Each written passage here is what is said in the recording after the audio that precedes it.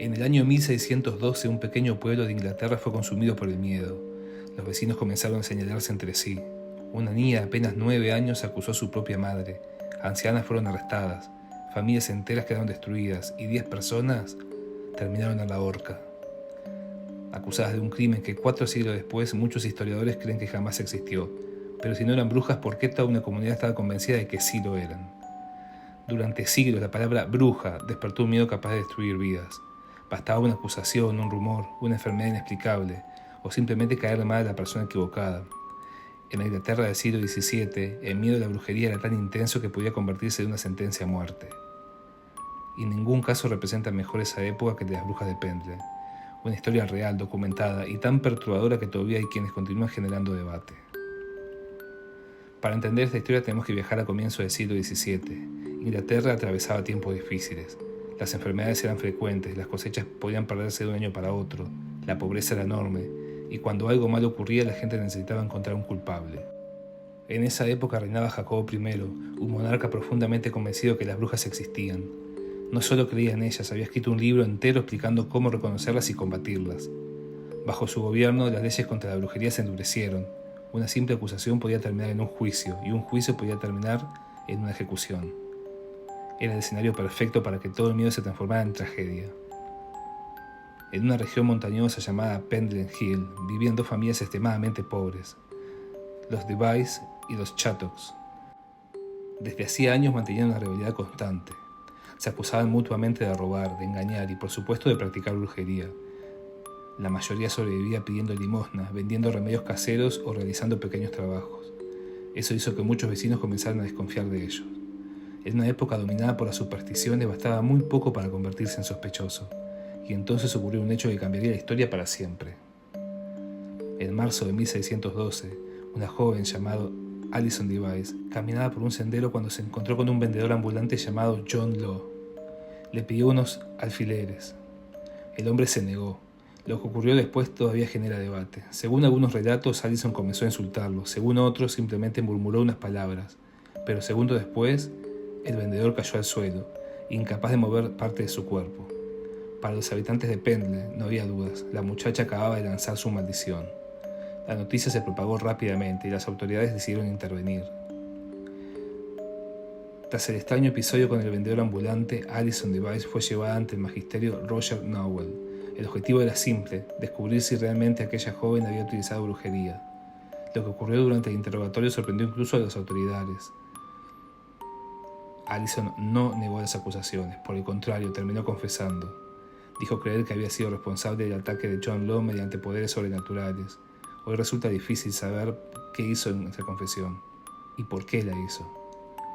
Algunos historiadores creen que realmente estaba convencida de poseer esos poderes. Otros sostienen que la presión del interrogatorio y las creencias de la época pudieron influir en sus palabras. Pero aquella confesión tuvo un efecto devastador, porque Alison no solo habló de ella, también comenzó a mencionar a otras personas, y entre esos nombres aparecía una vieja enemiga de su familia, Anne Whittle, más conocida como Chattocks. A partir de ese momento, el caso dejó de ser el supuesto ataque contra un vendedor ambulante. Ahora las autoridades estaban convencidas de haber descubierto una red de brujas. Cada nuevo interrogatorio generaba más acusaciones. Cada declaración señalaba a otra persona. Vecinos acusaban a vecinos, familiares acusaban a familiares. Y antiguos conflictos personales comenzaban a mezclarse con el miedo. Los rumores crecían sin control. En muy poco tiempo, varias personas terminaron arrestadas. Entre ellas se encontraban ancianas de más de 80 años, mujeres pobres y personas que apenas podían defenderse. Pero lo peor todavía estaba por ocurrir. Mientras algunos sospechosos permanecían encarcelados, los familiares decidieron reunirse. El encuentro tuvo lugar en una vivienda conocida como Making Tower. Hasta el día de hoy nadie sabe exactamente qué ocurrió allí. Algunos documentos afirman que solo era una reunión familiar para conseguir comida y ayudarse mutuamente. Pero las autoridades interpretaron algo completamente diferente. Creyeron que se trataba de una reunión secreta de brujas, una conspiración, supuestamente destinada a liberar a los prisioneros. Aquella interpretación provocó una nueva ola de arrestos. Más personas fueron llevadas a prisión y el caso ya era imposible de detener. Entonces apareció una testigo inesperada. Su nombre era Janet Device. Tenía apenas 9 años. Durante el juicio, la pequeña fue llamada a declarar. Lo que sucedió dejó a todos en silencio. Janet comenzó a señalar uno por uno a los acusados. Describió supuestos pactos con el diablo, relató reuniones secretas y afirmó que muchos miembros de su propia familia practicaban brujería. Lo más importante fue que también acusó a su propia madre. Hoy resulta casi imposible saber cuánto de aquel testimonio era cierto. Algunos historiadores creen que la niña fue manipulada por las autoridades, otros piensan que simplemente repitió historias que había escuchado durante años.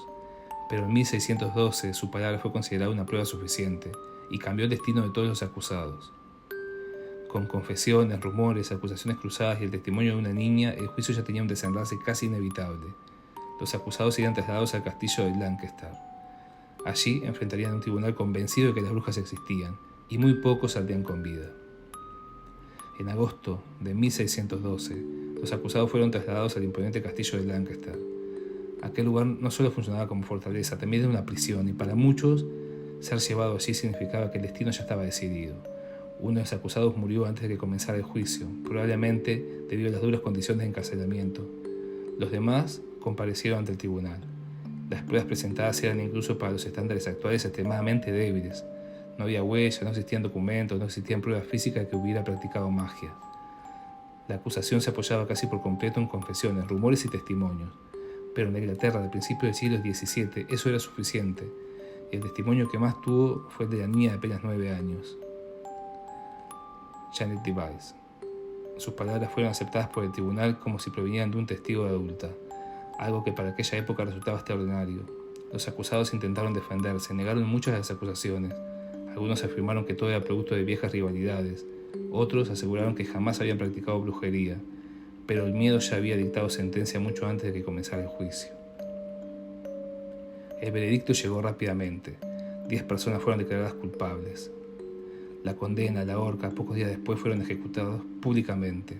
Entre ellas había mujeres ancianas, personas extremadamente pobres y miembros de las dos familias enfrentadas. Con aquellas muertes terminaba uno de los procesos por brujería más famosos de la historia de Inglaterra, pero no terminaba el misterio. El personaje más enigmático de toda esta historia fue sin duda Janet Device, la niña cuyo testimonio había enviado a su propia madre a la horca. Años después, el destino pareció dar otro giro inesperado. En 1634, otra serie de acusaciones de brujería sacudió la región. Y entre los nuevos acusados apareció un nombre conocido, Janet Device. Algunos historiadores creen que se trataba de la misma niña que había declarado en 1612, aunque existen debates sobre esta identificación. Si realmente era ella, la ironía resulta estremecedora. Quien había ayudado a condenar a otros por brujería terminó siendo acusada exactamente del mismo delito. No se sabe con certeza qué ocurrió después con ella, su rastro desaparece de los registros históricos, y ese vacío ha dado lugar a numerosas teorías.